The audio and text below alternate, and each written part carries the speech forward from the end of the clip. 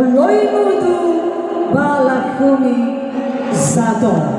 Sebelum anak-anak kami ini turun, kami undanglah Pak Dewan untuk berfoto bersama dengan anak-anak ini supaya mereka lebih semangat. Luar biasa anak-anak ini Bapak Ibu. Di mana-mana mereka pergi ke kamar mandi sekalipun, mereka selalu melantunkan lagu ini karena mereka sangat senang dengan lagu-lagu Indonesia. Dan melalui sanggar ini mereka tidak hanya dilatih dalam masalah tari, tetapi juga di dalam tarik suara. Dan itu telah berhasil. Kita melihat trofi-trofi yang telah diraih oleh anak-anak kita di waktu-waktu yang lalu.